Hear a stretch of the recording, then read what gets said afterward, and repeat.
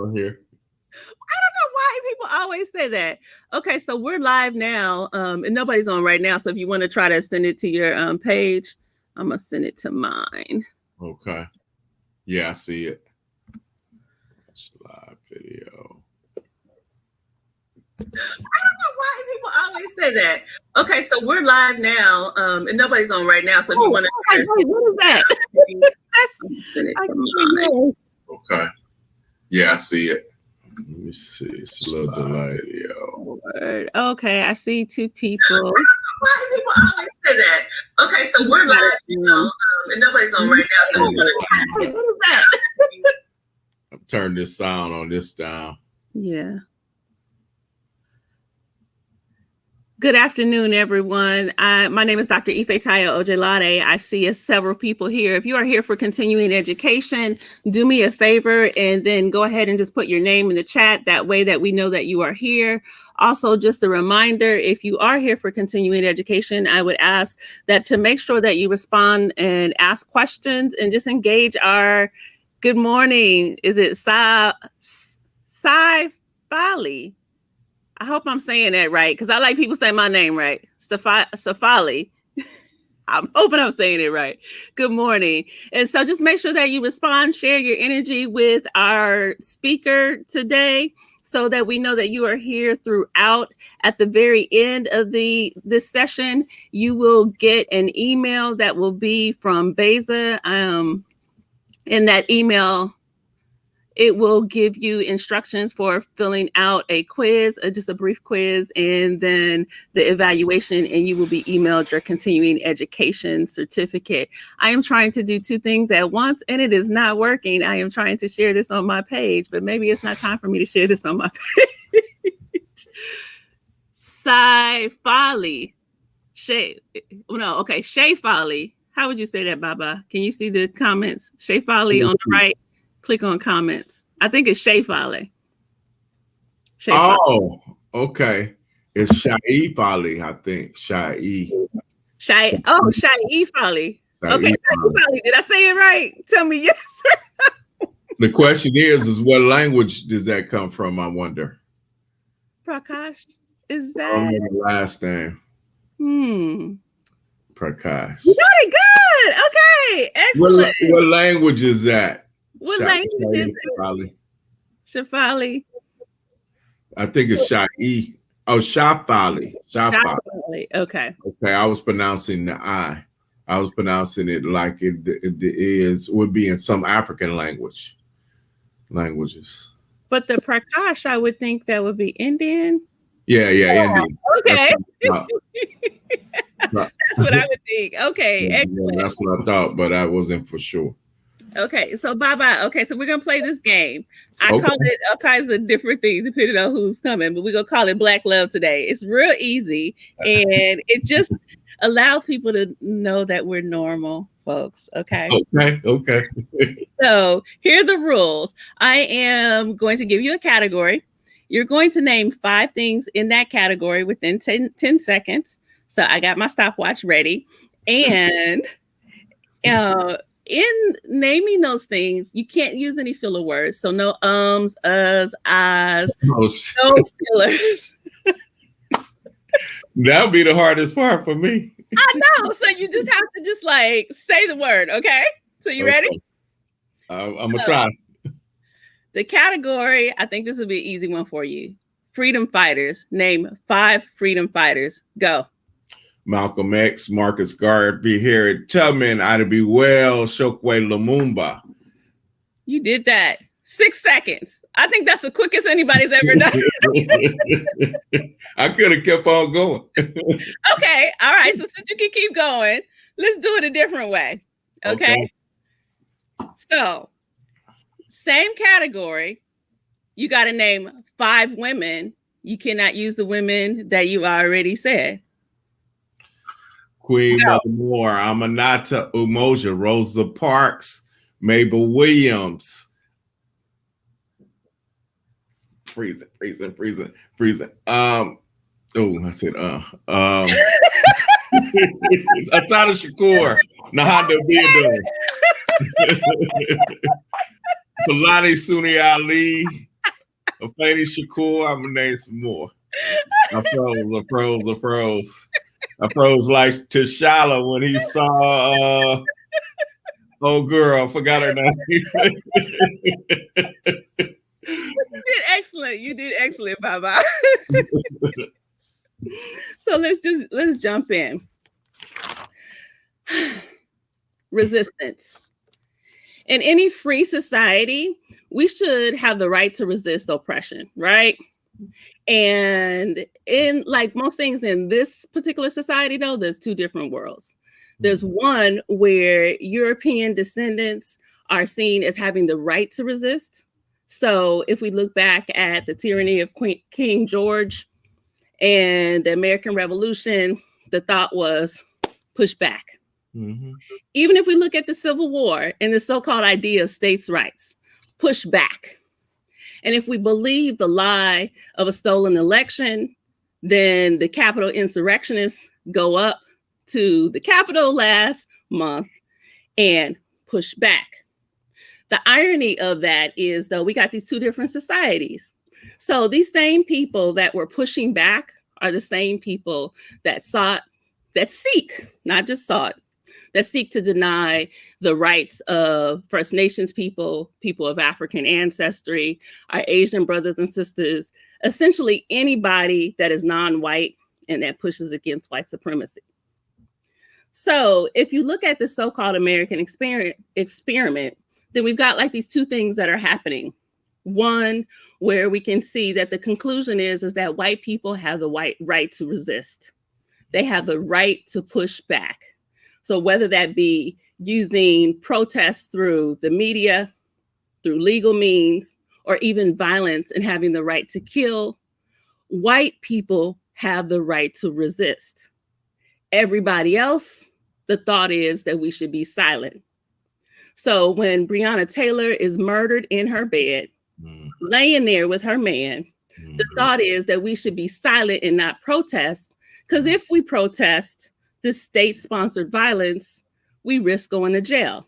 Mm-hmm. So I'm asking you, and I'm asking my audience, I want you to think about this. What is the cost of being silent?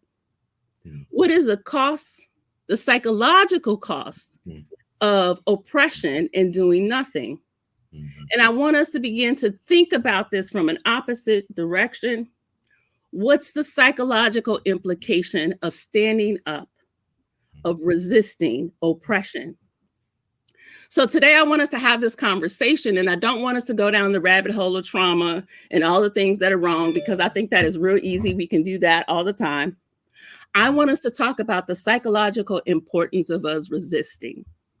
And in order for us to have this conversation, I've brought my elder on that was gracious enough to say yes when I asked him if he would have this conversation with me.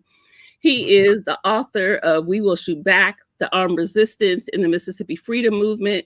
He is also a professor of African American Studies at Georgia State University. And today I will be speaking with my elder, Dr. Akinyele Umoja. Dr. Umoja, thank you for coming today. Thanks, Dr. Ifetayo, for having me. And thanks for allowing me to voice some of my thoughts on these questions. So I want to start out with this first kind of question.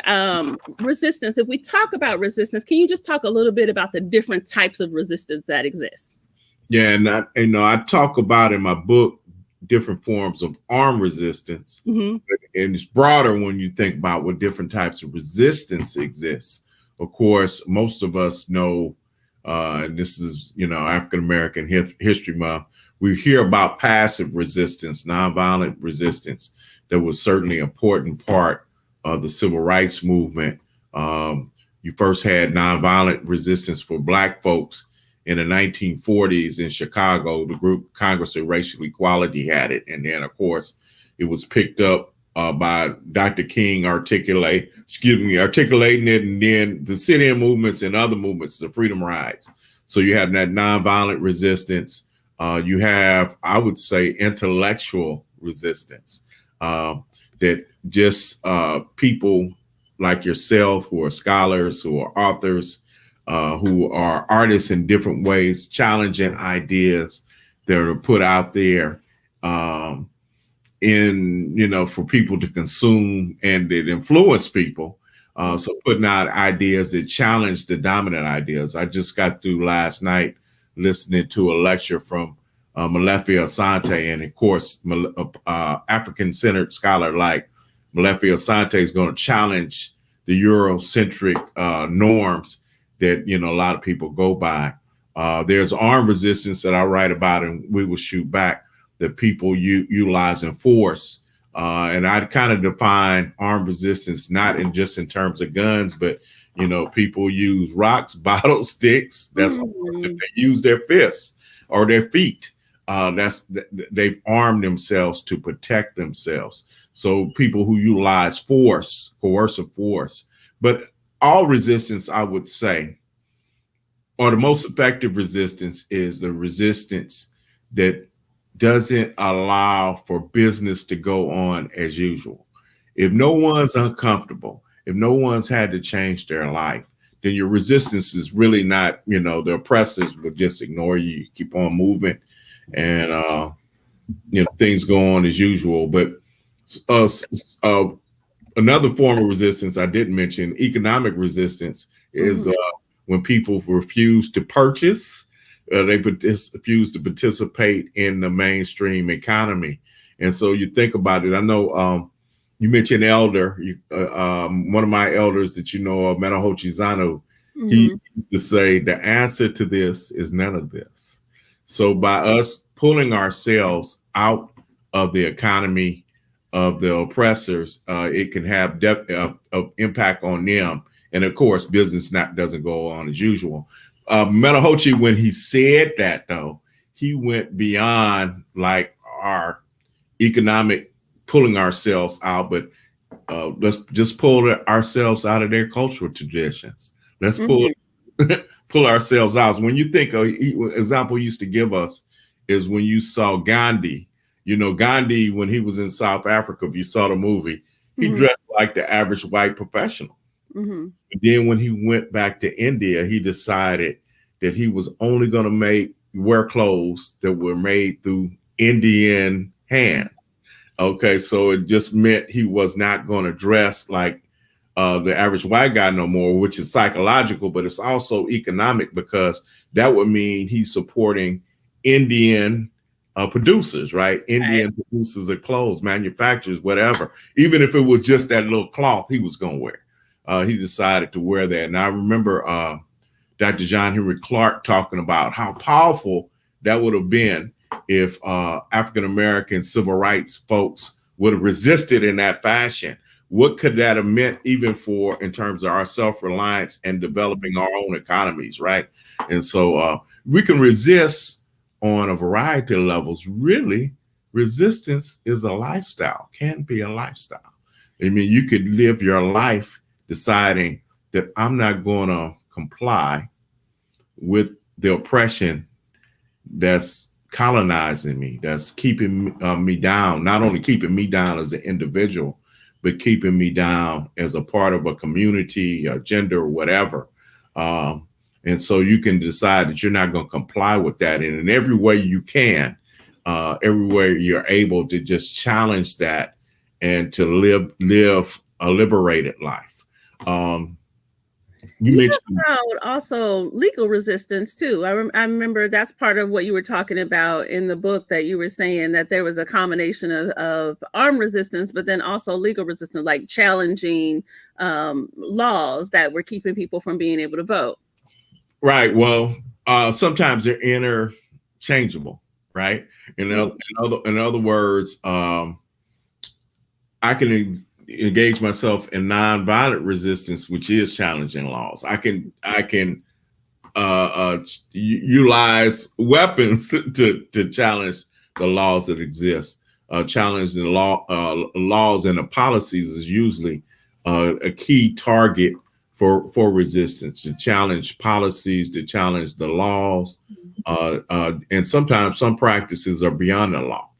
In other words, it might just be, it might not be coded in American law, but we can challenge it more the same. For instance, Mississippi back in the day,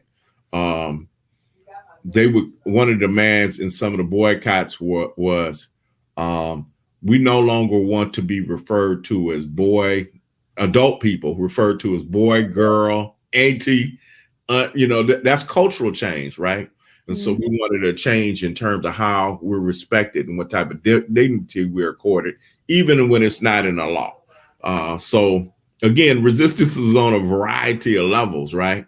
And that's cultural change and cultural resistance. When we think about people just doing something as simple as practicing Kwanzaa, that's a new African, I would call, holiday, right? And so by practicing that, you kind of challenge what they say is appropriate for us to do as people of African descent. It's a form of self-determination. So anytime when you're an oppressed people, when you're use the term colonized people, that you adopt, that you accept yourself, because you're not supposed to accept yourself. I consider that a form of resistance. I changed my name when I was 18. For me, that was a form of resistance, right? It was that I was no longer going to accept the names that our former slaveholders gave us, right? And it was a struggle within the family to a certain degree for me to take on a new name, but it was something I felt was liberated, sort of inspired by, I grew up during a generation. I was a kid when Muhammad Ali or Cassius Clay became Muhammad Ali, and just trying to wrap my head around that and reading the autobiography of Malcolm X and just seeing other cultural change occur during the Black Power movement. It had an impact on me.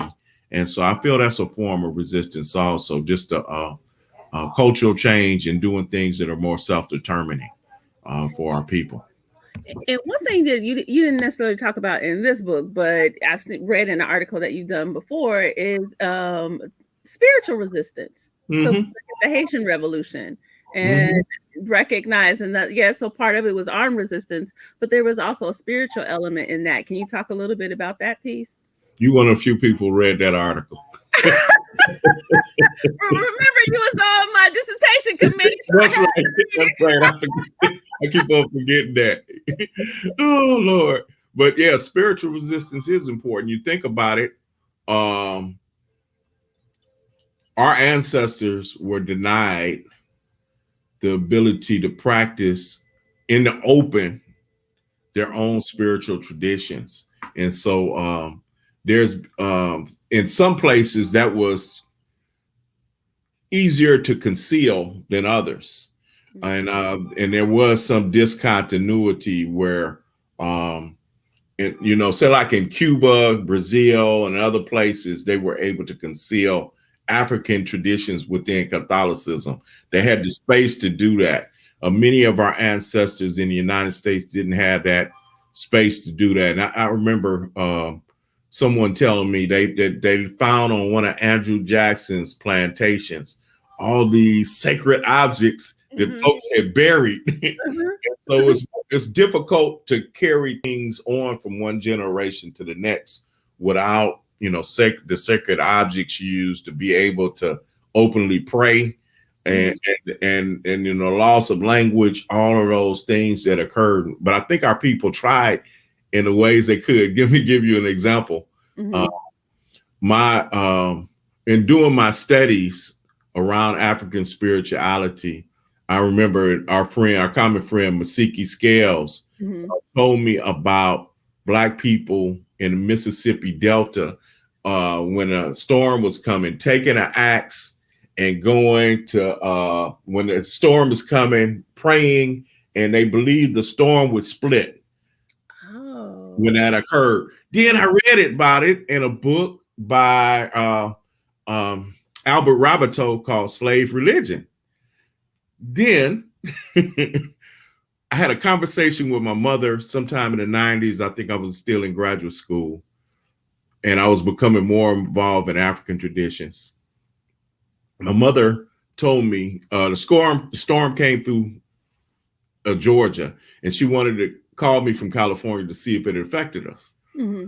And she said, it reminds me when I was a little girl. We had a tornado come through that disrupted our picnic. And she said, we just couldn't get to that axe in time. I found out in my own family.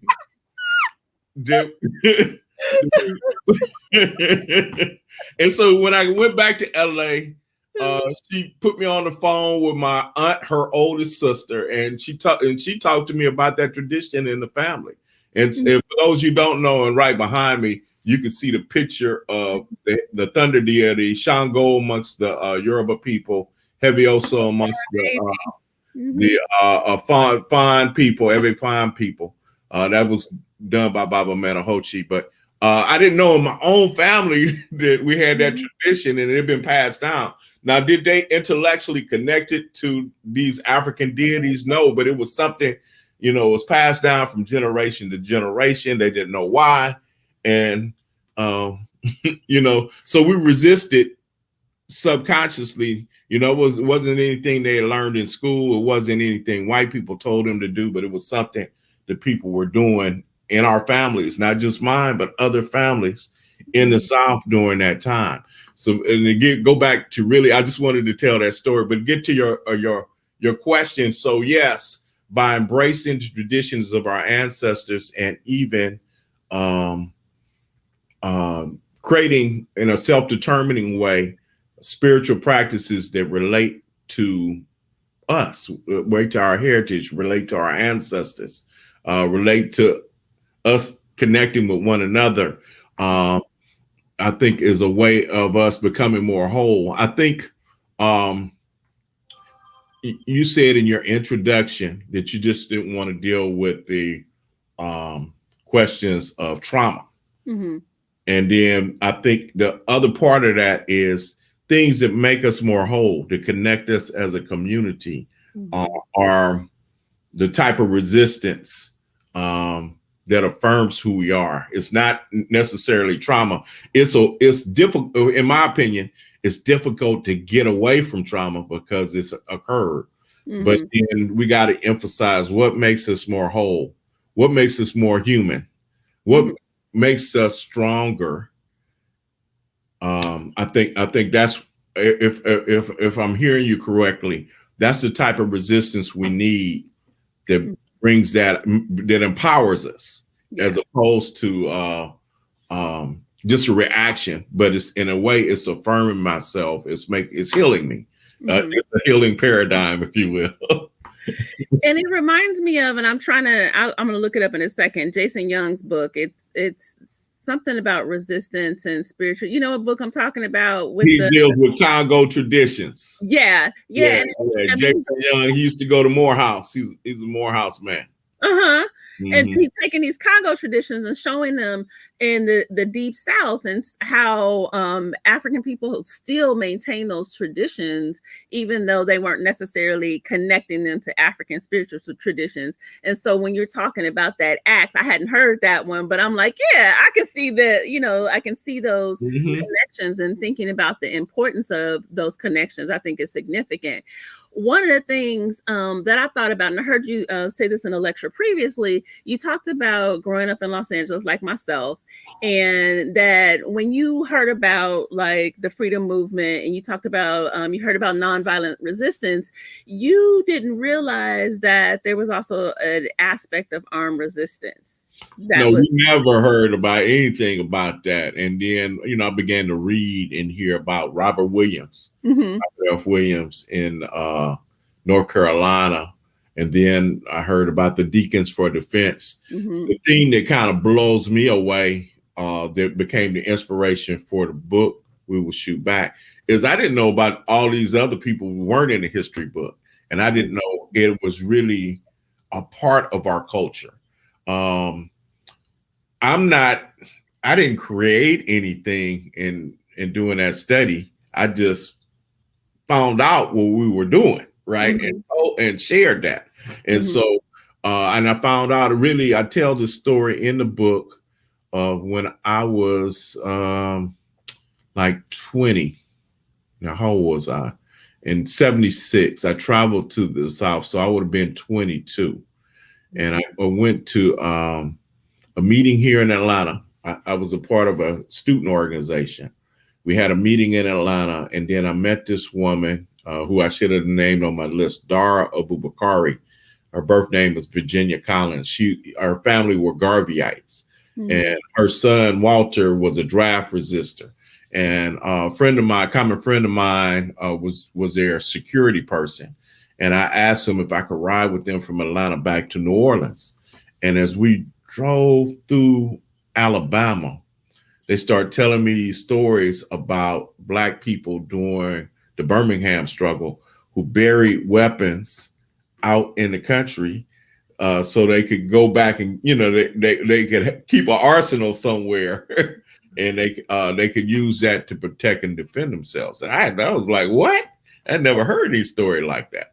And Walter, who had been involved in SNCC, when we got back to New Orleans, he began to tell me story after story about Black people in Mississippi and Arkansas and other places. I was just fascinated. I never heard that before.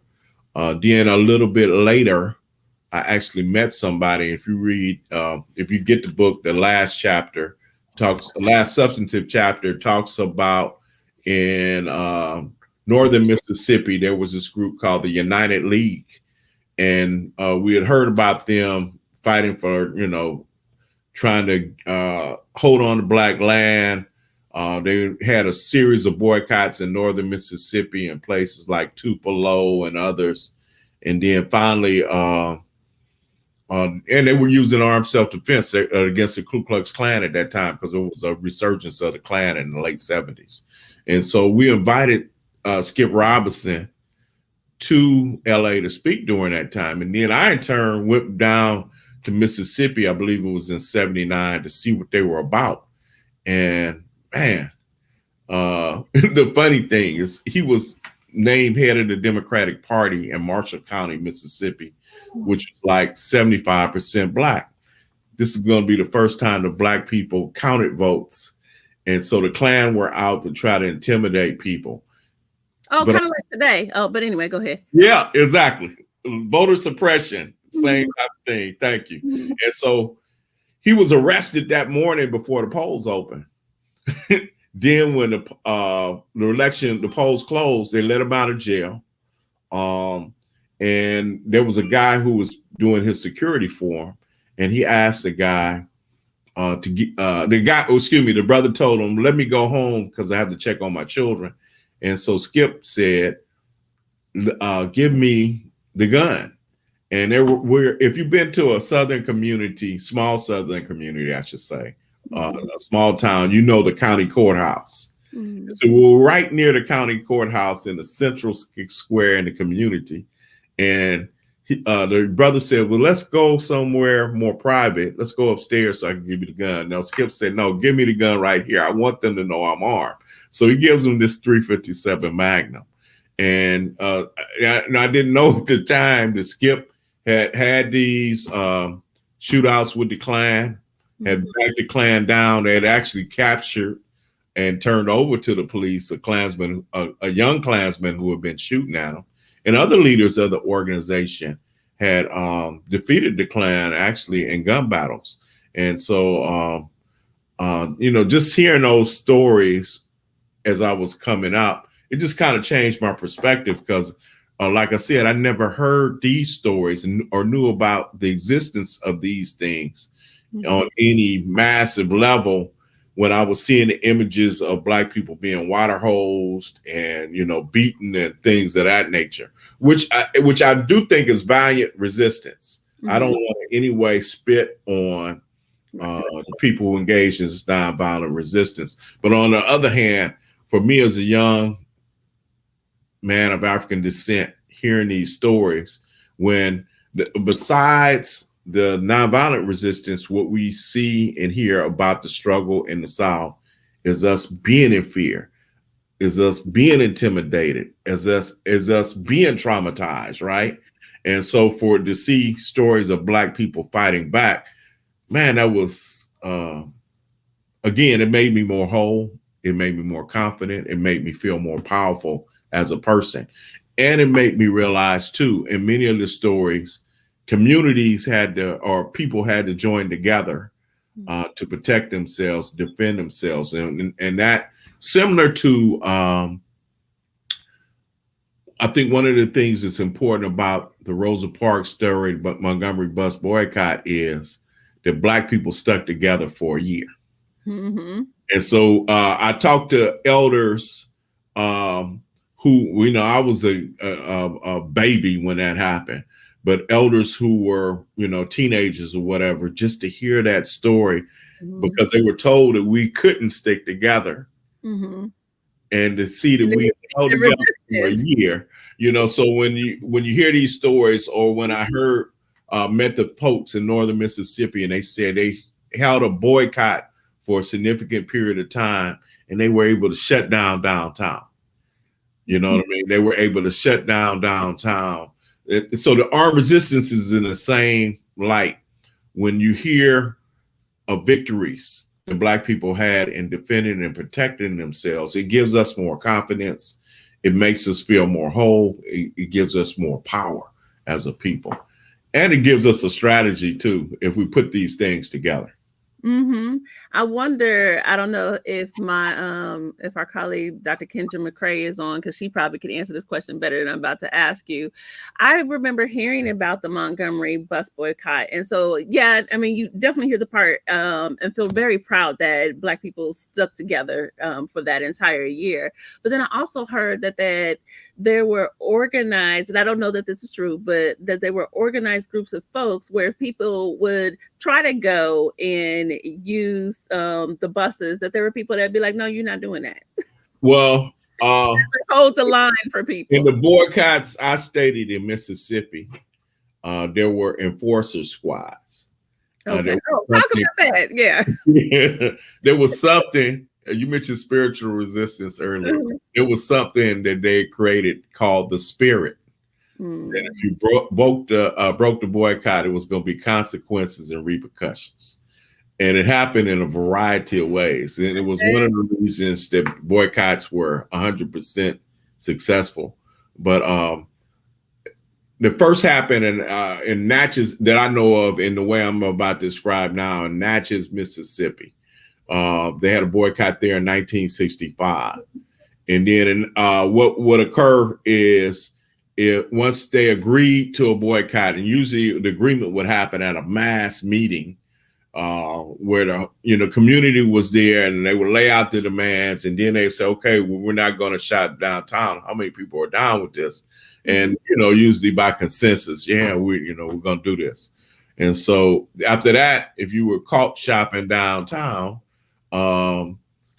initially they would get you right then. They would deal with you right then. But then some of the young brothers, because usually the squad to deal with this would be young brothers, and usually not professionals like me or people with PhDs. They would get the people in the community who would be known as thugs. And so that was their role. And but early on they would get arrested. So they would have spies out there to figure out who was breaking the boycott. And then you'd be visited, or something of that nature would happen. One of my colleagues, Makungu Akinyele, his mother told me in Jackson, Mississippi, they would have women who might call you and call you late at night, keep your phone, that you would have to take your phone off the hook. But there was different forms of disruption to make people deal with it. They said too, when some of the folks got beat up downtown, the white folks would be scared to come downtown too. So that would affect the shopping. So generally that would be something that would affect folks. There was another thing that happened in Yazoo City, Mississippi, where they would have a weekly meeting, and then they would read off the names of people who broke the boycott. And you would have a week to come down and explain why you broke it. Maybe you can give a good excuse that your mother was sick and you really needed to go to the drugstore, and they might give you a pass. But if not, for people in the hip hop generation, you get that ultramagnetic critical beatdown. So yeah, no, you did have enforcer squads. And what I find though is most liberation movements have forms of accountability. So if you remember in the days of the movement in South Africa, where they would, what do they call it? Do a necktie. Yeah. Remember those? So Palestinian movement, they have forms of accountability for informers and things within the movement. We just got through watching Judas and the Black Messiah. Mm-hmm. And so, I found that there were groups like the Deacons of Defense and others where they didn't have any informants because people knew there would be consequences for their actions. And, it is harsh, but shoot, Trayvon Martin being killed is harsh, right? Breonna Taylor being killed is harsh. Rashad Brooks being killed is harsh. Sandra Brown, so this struggle is harsh. The existence we live in is harsh. So, and it is cold-blooded, but sometimes if you want to be free, it's some serious costs.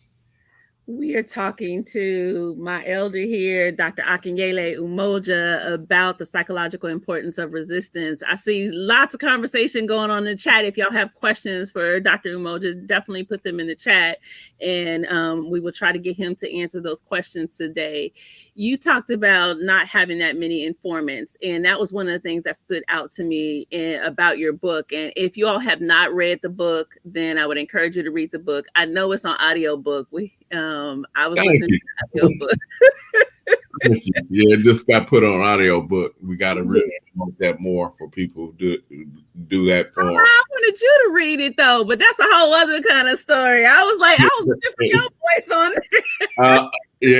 Yeah. I don't know if that would have been good. I tend to stray when I read my own work. But I mean, yes, I put in what I think it should say rather than what it says. Well, fair enough. But one of the things that stood out to me is what you just said, is that when you look at like freedom movements in Mississippi, you don't hear a lot of conversation about a lot of informants versus when you look at the Black Panther Party and other political parties. Can you talk about why there's that difference? Well, there were informants. I don't want to. There were informants. Okay. In one way you could see it. In fact, one of the things I felt happy about what I did was doing the research. There's something called the Mississippi State Sovereignty Commission. It was like their COINTELPRO program, but on the state level. Okay. And unlike the COINTELPRO documents, when you do the research, COINTELPRO, they'll black out the names of the name of the informant, right? So you have to guess. Mm-hmm. Mississippi State Sovereignty Commission, the names are right. Don't tell that part because then you get him ideas. Well, yeah, but one of the things I felt good about, there was a brother in one community. His name he's calling his community Fat Daddy. He was Tyrone Davis, and he's deceased now. But they had put out in his community that he was an informant.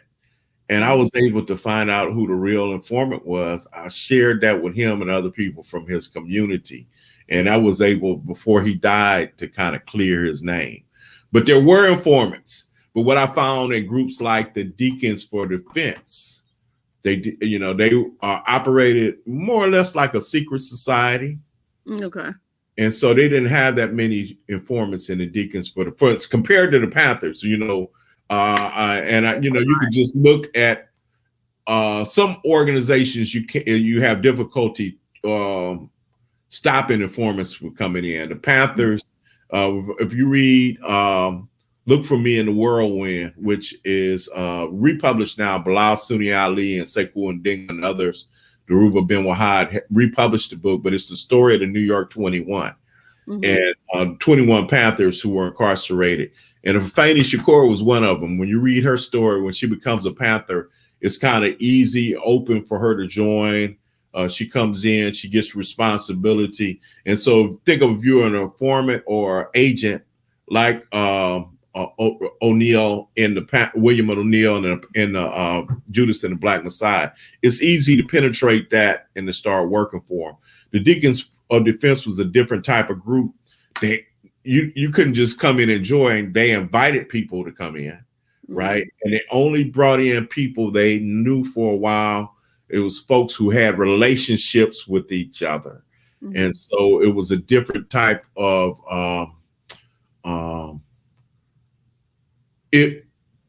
if I've known you for decades, right? And about so 20 years, yeah. So we 20 know years. each other for a while.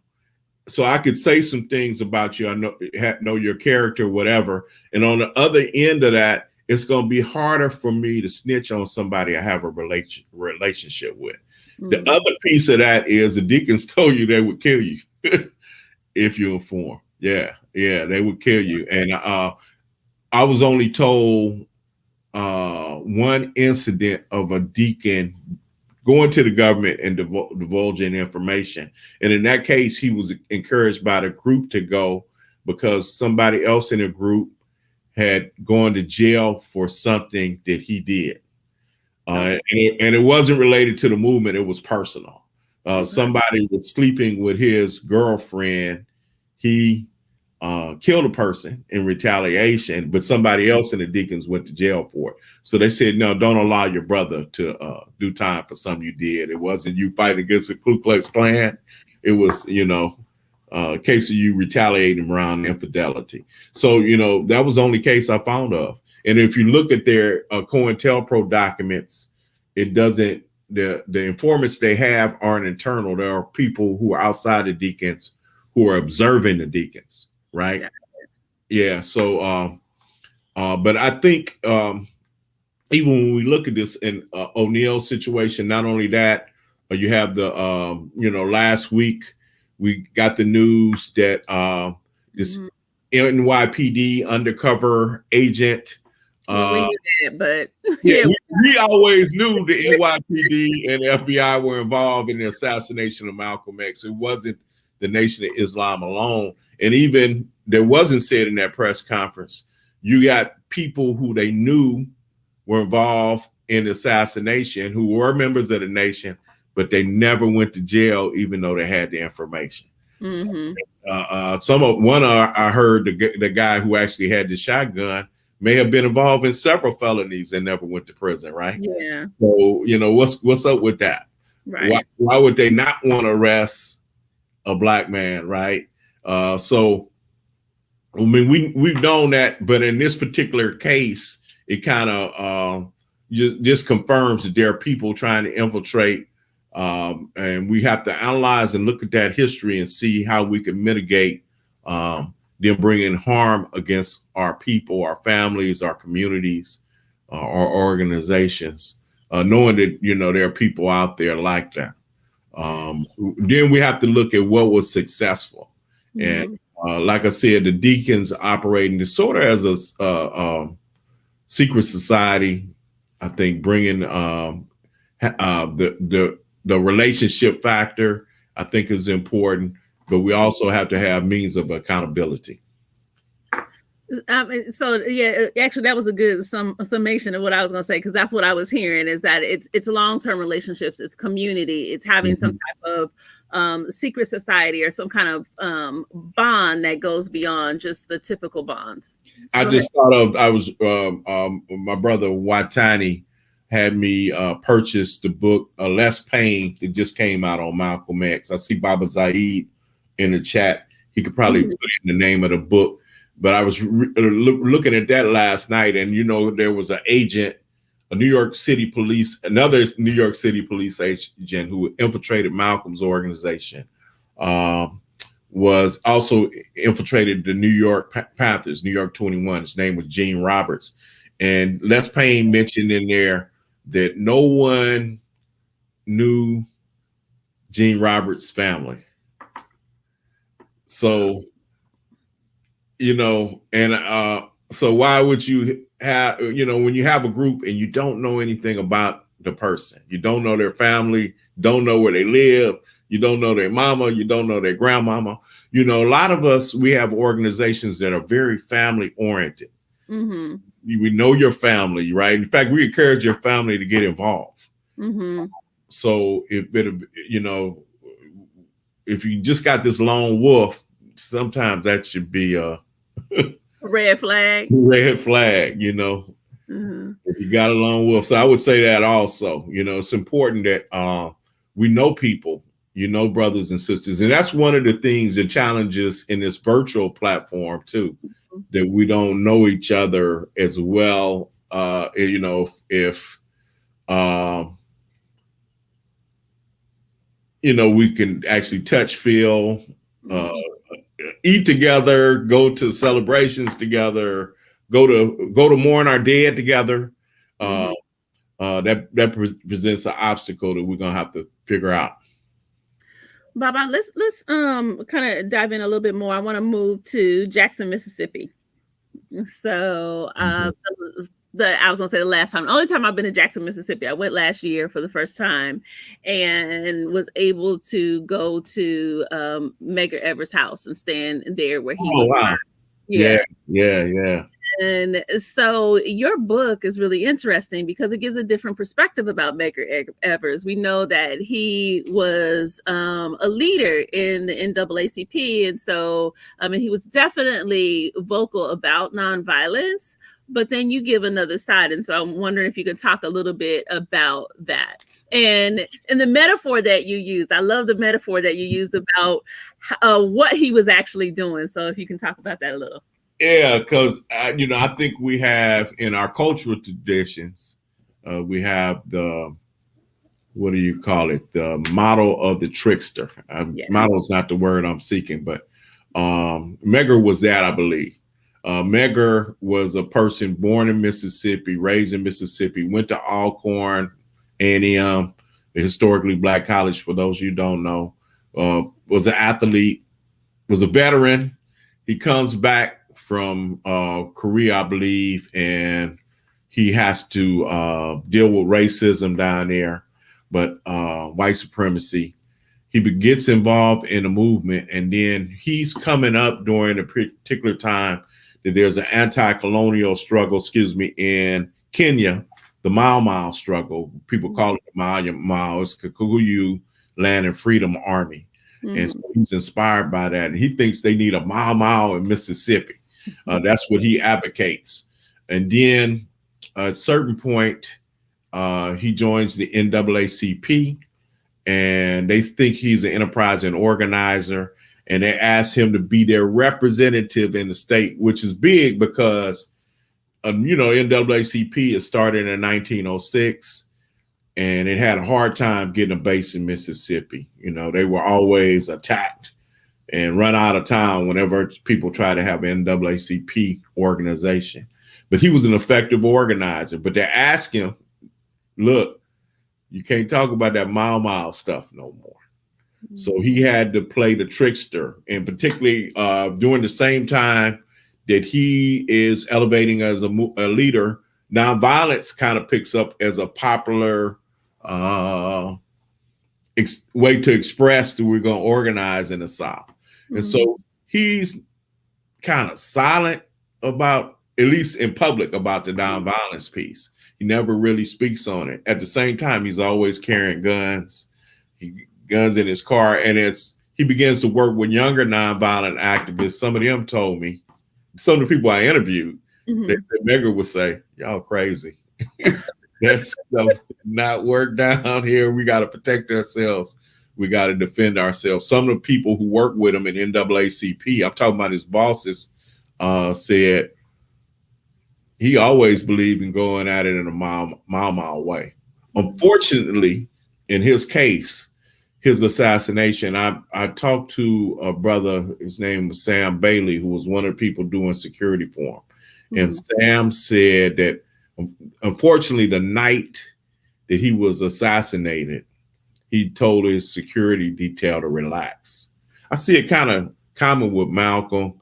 They said that Malcolm asked his security not to search people. He was assassinated. It was one of the reasons why, in terms of doing personal security, oftentimes somebody else has to make the decision for people. When we have those type of personalities in our movement, it shouldn't be made by the person, because, you know, they for whatever reasons. I think in both case, or in case of Megger, I think he was thinking his folks just needed to rest. He knew they had been working hard, and but maybe it shouldn't have been up to him that night, because unfortunately that was the night that Byron Dela Beckwith was there and waiting for Medgar Evers. Do they know? I mean, I know you, just kind of from your book, nobody really knows why. I mean, is it just that he just happened to say, "Hey, relax" that night, and then dude got lucky? Yeah, I think they had been working hard. From what Mr. Bailey told me, they had been working hard. It was a long night. Just why don't y'all take the night off? I got it. Got it. But they used to have 2 cars in front of his house. Wow. Yeah, they used to have 2 cars in front of his house. That was a common practice. So the metaphor I heard you use before is hitting a straight lick with a crooked stick. With a crooked stick. That's that trickster tradition that come, those of you who heard of Legba Eshu, we used the tricksterism. If you even hear in our ancestral tradition here, in New African tradition here of High John the Conqueror, we used to be able to beat the slaveholders. He was an enslaved African, but could beat them. He usually would trick them. And so we sometimes you can't come at a powerful enemy straight on. You gotta use deception. Those you read Sun Tzu says the art of war is deception. And so our people had these traditions themselves in our martial forms and just in life in general, dealing with powerful enemies. Got it. As we move on, and this time is going by fast, so we got like 8 minutes left. Okay, I'll try to keep it short. No, this is excellent.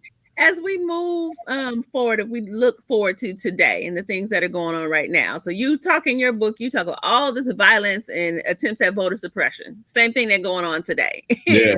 Violence, maybe not in the same level of violence, but the same types of behaviors. What are the things that you would say that are lessons that we can take from the past in terms of engaging in resistance in a way that is positive, that moves our people forward? Well, I think we have to, one of the things that struck me the most when doing the research for the book was the importance of community and the importance of being organized. And so when I think about, and this is something that's come up when people talk about things like the community being armed and stuff, I oftentimes tell people there's people right in this neighborhood now who got some serious guns and armament, but they may not be conscious and they might not be organized. When I was a kid, when I was a teenager, like I tell everybody, I grew up in Compton, California, and I grew up during the times of Crips and Bloods. I'm a little bit older than you, right? And so I grew up when they started. And, people were getting guns through either the underground economy or whatever. And there was a lot of chaos.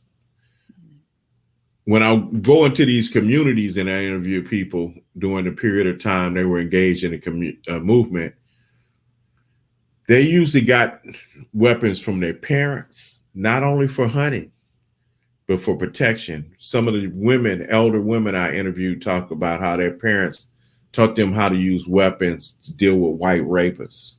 Because that siege, we talk about trauma, but the siege of, sexual assault by white folks, white men on our communities through the centuries, right? Yeah. Centuries from our inception in this country.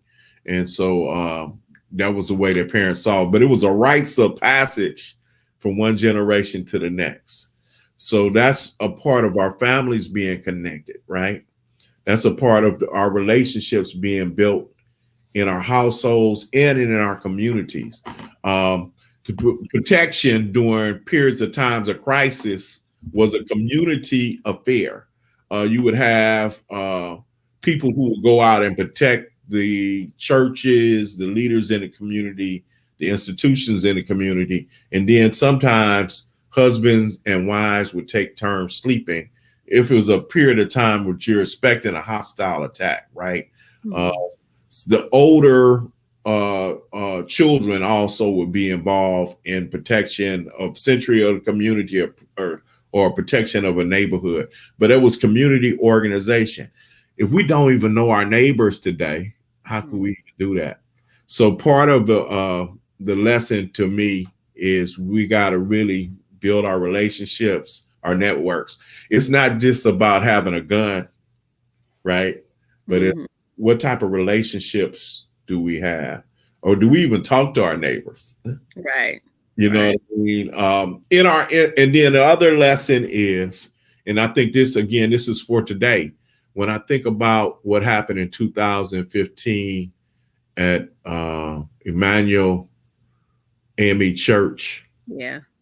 And, our elders are there praying, they're studying the scripture together, and they're not safe. Do we have to have in all of our institutions, whether it's a church, a mosque, Ile, whether it's in AKAs, the Deltas, the Qs, the Kappas, the whatever, whether it's the Masons or whatever, Eastern Star, whatever community organizations we got. If our Boy Scouts and Girl Scouts are meeting, are there people there to support them if something's going on? And so we have to begin to know that we're in a state of war, particularly after January 6th.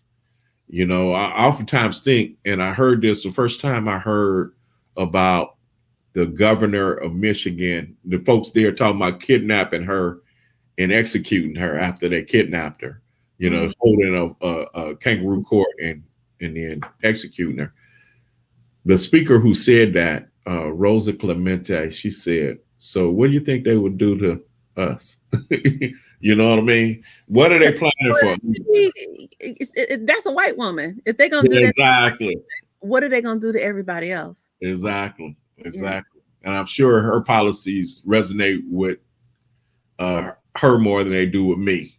So what would they do to us? So I think, part of the challenge is for us, again, to begin to see our own lives as important. When we talk about Black Lives Matter, then we got to see our own lives as important. And we got to recognize that, yeah, we might pay taxes and things for people to protect us, but ultimately we got to be responsible for ourselves.